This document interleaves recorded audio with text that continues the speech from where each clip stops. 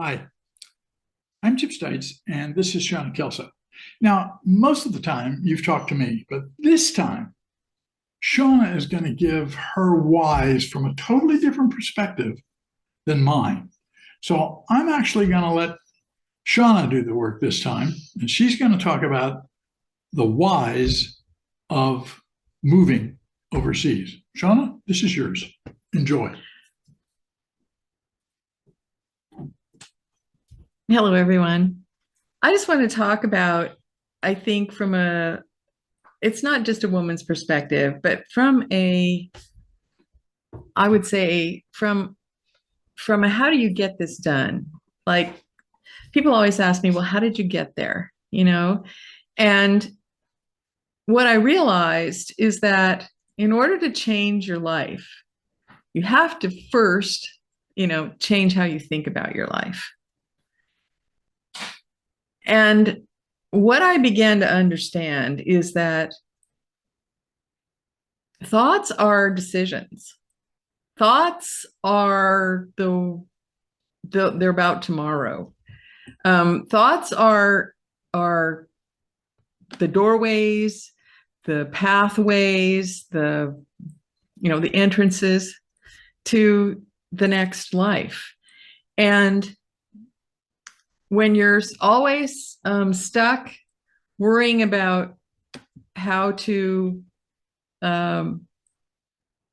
get through the day, then you're not really focused on where you want to be and what you want your life to be like next. And you get this great chance, like Chip always says, to completely recreate your life in what we call retirement, which is not my favorite word for it, but let's just call it the next chapter. And it's a major transition. And so I think you need to take some time. We've talked about why. Why do you want to move abroad, or why do you want to move somewhere else? And in order to get there, I had to change the way I thought about my life as it was. And I had to stop worrying all the time about, what was going on for me at that moment, and start thinking about, what do I want my life to look like on a daily basis? If I wrote down, what am I going to do? I'm going to get up in the morning, and then what's going to happen, step by step. And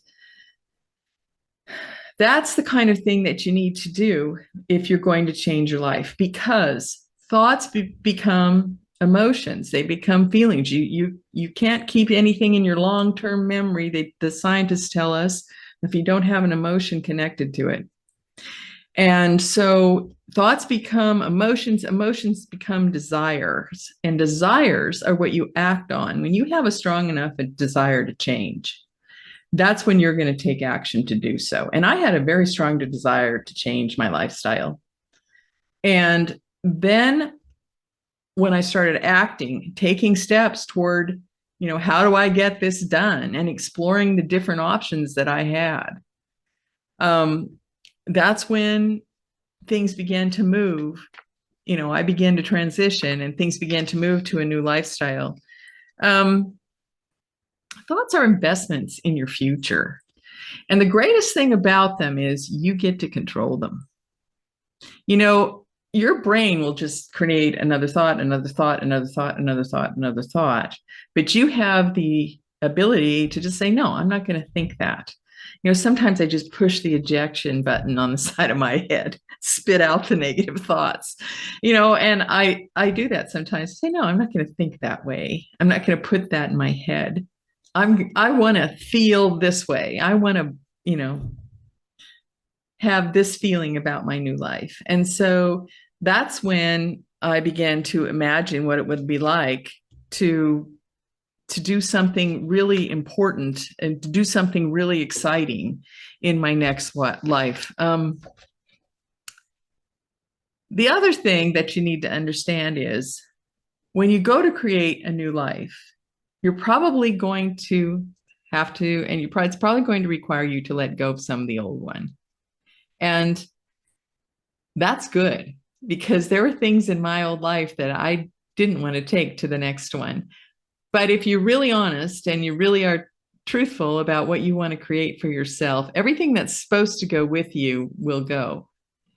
Things are going to change and relationships will change. Our relationships changed. That's the other thing they don't tell you about retirement, about moving into this new phase, is that, all your relationships will change. And some will go away, some will get closer, and some will develop different aspects they never had before. But if they're for you and they're what you want, they'll go with you into the next life. And so I think the most important thing for me was about the changing was to allow it, and to get caught up in the what ifs and try to hang on to the old life and just allow things to go along as they did and to stay open to it. And so that's what I really want to stress about the whys. And it's interesting because I have a friend who has moved to this area, and she came here without knowing about us. We didn't know about her, and they were here for a couple of years before we actually met them. And they're Americans. They're from the Western United States. And she and her husband were looking for a place to live, and they came here. And she said to her husband, "This is it. This is where I want to live. This is the place." And I think it's important for you guys, if you have a wife or if you're someone who has a partner, to realize that it's usually going to be one of you at least, or sometimes both of you, that's going to make that decision, because a new life means a new home.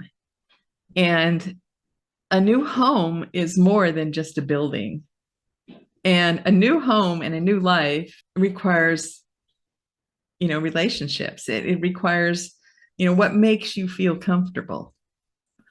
And that is something that we take for granted. And when you come to a new country, you're going to have to create that. And it was the same for me. Chip and I traveled around Italy, and, when we came home, he said, "Well, where do you think it is?" And I said, "Well, I have a couple of different places that I really liked, but I think I said, in the long run, I think it's going to be, Central Italy." And, and he said, "Really?" And I said, "Yeah." So I think that that's important to understand, that it's not just a big adventure. It's probably not something you're going to do for a year or two.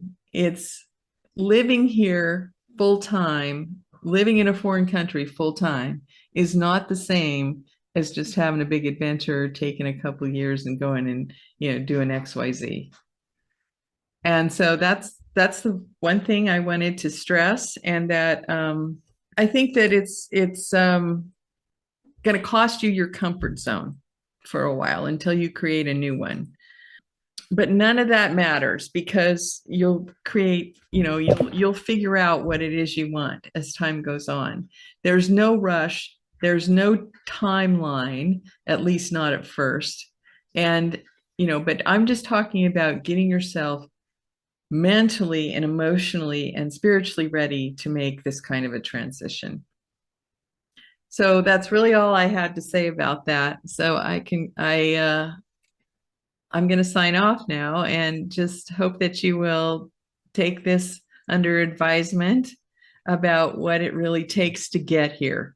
And knowing that the first step, as I will say again, was not just deciding, oh, gee, it would be nice, but knowing that I had to change the way I thought about my life, and I had to imagine what it was that I wanted in the future, and what it was going to be like in the next life that I was going to aim for.